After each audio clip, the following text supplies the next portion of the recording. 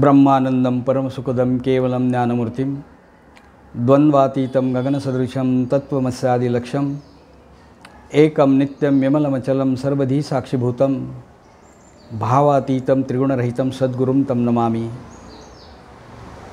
गुरुर्ब्रह्मा गुरुर्विष्णु गुरुर्देवो महेश्वरः गुरु साक्षात् परब्रह्म तस्मै श्री गुरवे नमः। रामकृष्ण हरी रामकृष्ण हरी रामकृष्ण हरी। मी किसन महाराज चौधरी पसायदान यूट्यूब चॅनलवरून ज्ञानेश्वरीतील योगचिंतन या विषयाच्या संदर्भात आपण चिंतन करत आहोत। ज्ञानेश्वरीतला 7वा अध्याय ज्ञान विज्ञान योग म्हणून सांगितलेला आहे। भगवंतांनी या ठिकाणी स्वतःच बोलायला सुरुवात केली आणि ते अर्जुनाला म्हणतात, अर्जुना आज मी तुला ज्ञान म्हणजे काय विज्ञान म्हणजे काय याच्यातला सूक्ष्म फरक आणि शेवटी स्वरूपज्ञान म्हणजे काय आत्मज्ञान म्हणजे काय हे मी तुला सांगणार आहे। माऊलींनी अनेक प्रकारचे दृष्टांत देऊन अनेक प्रकारचं रसाळ अशा प्रकारचं वर्णन करून ज्ञान विज्ञान अज्ञान आत्मज्ञान आणि अध्यात्मज्ञान याचं सविस्तर अशा प्रकारचं विवेचन केलं आणि शेवटी भगवंताचं स्वरूप जळी स्थळी काष्टी पाषाणी सर्व ठिकाणी आहे हे त्यांनी अर्जुनाला सांगितलं। परंतु हे स्वरूप जाणून घेण्यासाठी लोकांना आत्मविस्मृती झालेली आहे, त्यामुळे ते माझ्यापर्यंत येऊ शकत नाही। मी माया निर्माण केली, हे ब्रह्म हेही सगळंच मी निर्माण केलं आहे, सर्वांची उत्पत्ती माझ्यापासूनच आहे।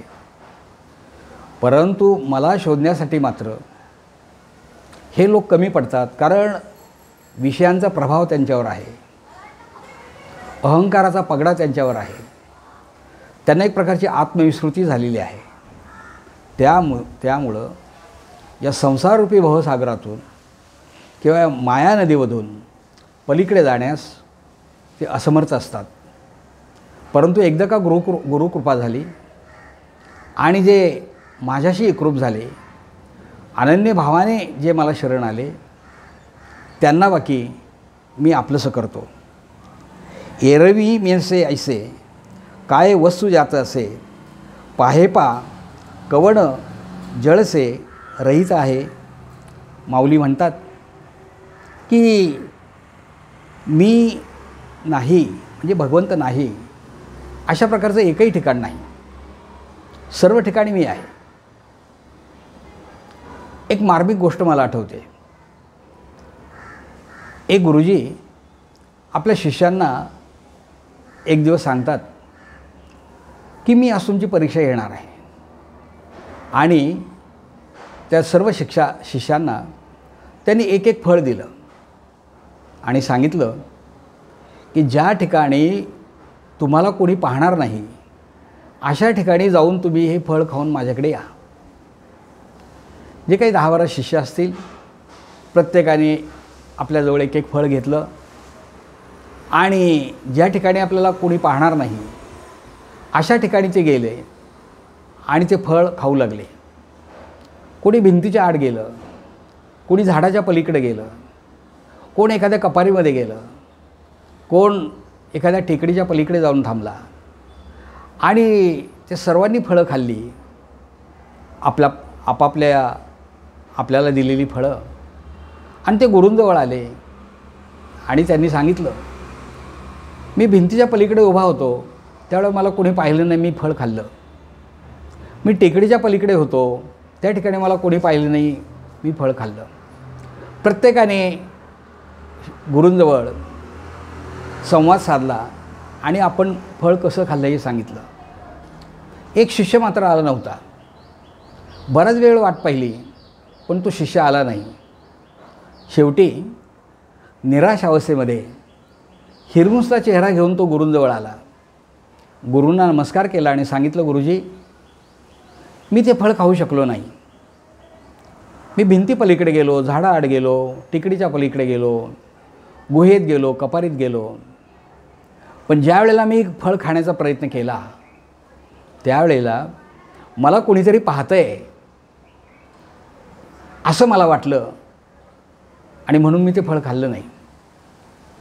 गुरुजी म्हणाले, शाबास, माझ्या परीक्षेला तू उतरलास. कारण जगात असं एकही ठिकाण नाही की त्या ठिकाणी मी नाही. माऊलींनी त्याच संदर्भात सांगितले, एरवी मी नसे ऐसे, काय वस्तू जात असे, पाहेपा कवण जळ रसे रहित आहे. म्हणजे मी नाही असं एकही ठिकाण नाही. म्हणून मला तू समजून घे. इथपर्यंत भाग सांगितला आणि 7व्या अध्यायाच्या उत्तरार्धामध्ये भगवंतांनी भक्तांचे प्रकार सांगितलेत. काही भक्त हे आर्त असतात, काही भक्त अर्थार्थी असतात, काही जिज्ञासू असतात, तर काही ज्ञानी असतात. भक्तांचे 4 प्रकार सांगितले. पहिला प्रकार जो सांगितला तो आर्तभक्ती. आर्तभक्ती म्हणजे काय की भगवंत आपल्याला कधी भेटेल, भगवंत आपल्याला कसा भेटेल, भगवंत आपल्याला कुठे भेटेल याचं सारखं ते चिंतन करत असतात. त्यांच्या ठिकाणी एक प्रकारची भगवंत भेटीची आर्तता असते आणि त्या दृष्टीने ते प्रयत्न करतात. असे जे भक्त असतात त्यांना आर्तभक्त असं म्हणतात. काही भक्त असे असतात त्यांना आपण अर्थार्थी असं म्हणतो. म्हणजे ते भक्ती करतात, परंतु त्या भक्तीमध्ये काहीतरी हेतू असतो, काहीतरी मला प्राप्ती झाली पाहिजे अशा प्रकारचा त्यांचा हेतू असतो. ते अर्थार्थी असतात. अर्थ मिळवण्यासाठी किंवा पैसा मिळवण्यासाठी किंवा लाभ मिळवण्यासाठी ते इच्छुक असतात आणि या कारणास्तव त्यांची भक्ती असते. म्हणून ते भक्त दुसऱ्या प्रकारात मोडतात. ते अर्थार्थी भक्ती असतात. अर्थ प्राप्त झाला नाही की माझ्यावरचा विश्वास त्यांचा उडून जातो आणि ते नास्तिकतेकडे कदाचित वळतात. तिसरा जो प्रकार आहे तो जिज्ञासू भक्त. म्हणजे मला जाणून घेण्याची ते इच्छा करतात आणि मला जाणून घेण्याचा ते प्रयत्न करत असतात. मग जप करतील, तप करतील, अनेक प्रकारच्या गोष्टींचा अवलंब करतील, योग करतील, याग करतील, तीर्थ करतील, व्रत करतील, नियम करतील आणि ते त्या भक्तीच्या माध्यमातून ते मला शोधण्याचा प्रयत्न करतात. आणि चौथा प्रकार जो आहे तो ज्ञानी भक्त आहे. ते ज्ञानी भक्त मात्र असे असतात की मी नेमका कुठे आहे याची जाणीव त्यांना ज्ञानाच्या माध्यमातून किंवा गुरुकृपेच्या माध्यमातून झालेली असते आणि मी कुठे आहे याचं पूर्ण ज्ञान त्यांना होतं. न लगे सायासे जावे वनांतरा, सुखे तो घरा नारायण, ठाईचं वैसोनी करा एकचित्त, आवडी अनंत आळवावा, अशा प्रकारची भूमिका त्यांची असते. आणि एक अवस्था अशी येते की आपणच भगवंत आहोत. अहम ब्रह्मास्मी, अहम सहा, तत्वमसी, आपण सच्चिदानंद आहोत याची जाणीव त्याला होते. तो ज्ञानी भक्त आणि तो खरा माझा भक्त असतो. तो ज्ञानी असतो, योगी असतो आणि अशा प्रकारचे योगी आणि ज्ञानी भक्त मला खूप आवडतात. नव्हे ते माझे अत्यंत लाडके असतात, ते माझे अत्यंत प्रिय असतात.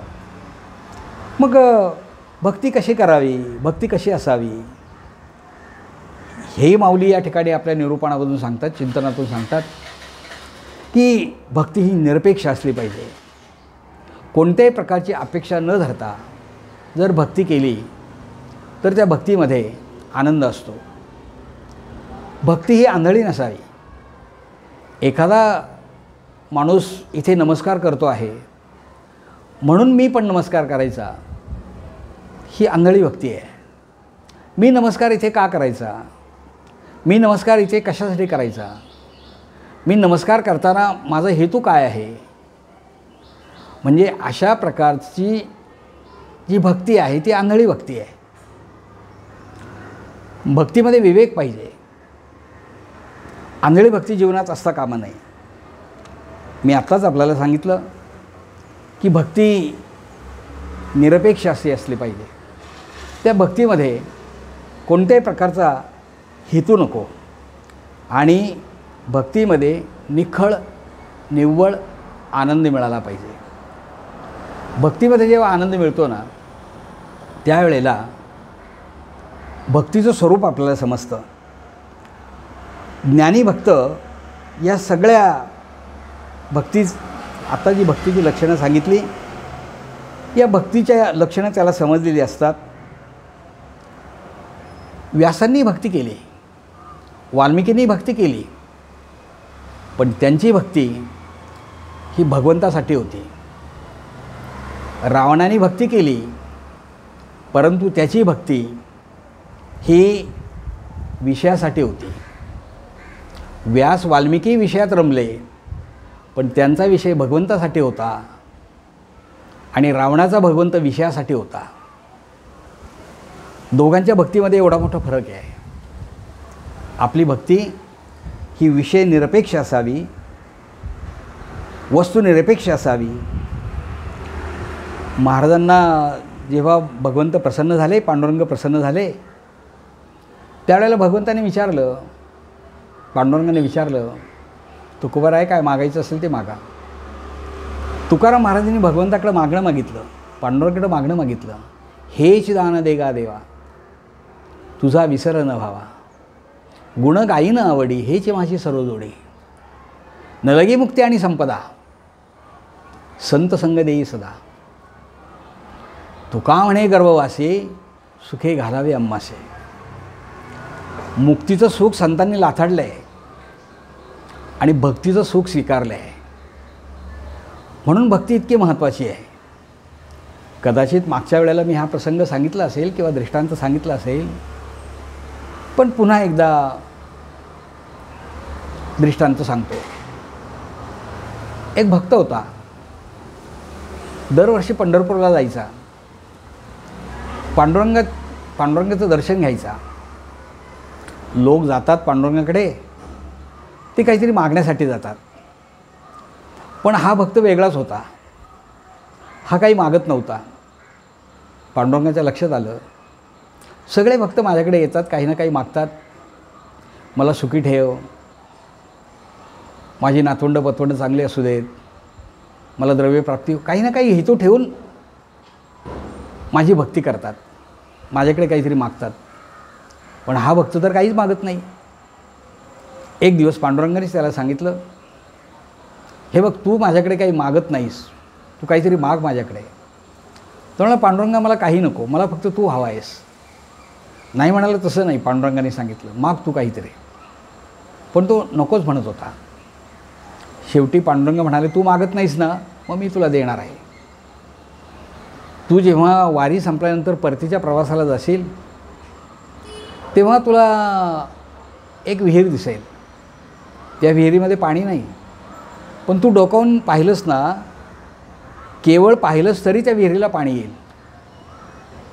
आणखीन पुढे गेलास तर तुला एक झाड दिसेल, त्या झाडाला पानं वगैरे नाहीत, वटलेला वृक्ष येतो. पण केवळ तू झाडाला स्पर्श केलास ना तर त्या झाडाला पालवी फुटेल. आणखीन तू पुढे गेलास ना की तुला एक रोगी दिसेल, जर्जर आहे रोगाने तो. तू केवळ त्याला स्पर्श केलास ना त्याचा रोग पूर्णपणे बरा होऊन जाईल. एवढंच तू कर. तू मागितलं नाहीस, तुझ्या भक्तीतून मी तुला हे देतो आहे. मनामध्ये तो विचार करायला लागला की आपण मागितलं नाही तरी भगवंत आपल्याला देतो आहे. केवळ विहिरीत पाहिलं तर पाणी येईल, पण ते पाणी जर आलं तर अनेक लोकांची तहान त्यातून भागेल. काय हरकत आहे विहिरीत पाहायला. झाडाला पालवी नाही, पण स्पर्श केला तर पालवी फुटेल. त्या झाडाच्या सावलीत अनेक पांथस्थ बसतील.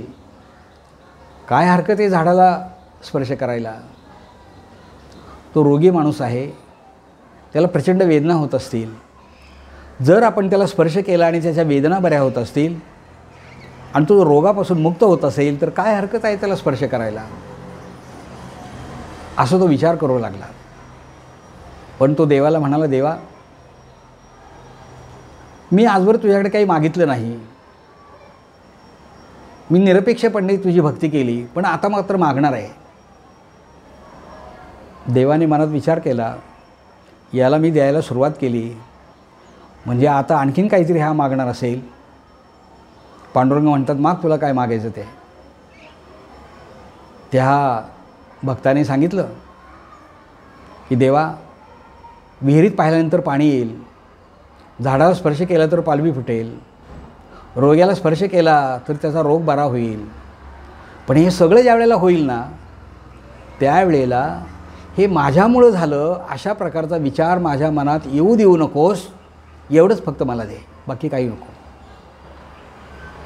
अशी भक्ती, अशी निरपेक्ष भक्ती मानवी जीवनामध्ये असणं हे महत्त्वाचं आहे. भक्तीत आनंद पाहिजे आणि भक्तीमध्ये माणसाला समाधान मिळालं पाहिजे. ज्ञानी भक्त हे सर्वत्र आहेत आणि हे ज्ञानी भक्त ज्या वेळेला आपण पाहतो त्यावेळेला ज्ञानी भक्तांची अवस्था ही सुद्धा फार वेगळ्या प्रकारची आहे. आणि हे ज्ञानी भक्त मला जाणून घेतात, मी सर्वत्र आहे याची जाणीव त्यांच्या ठिकाणी होते.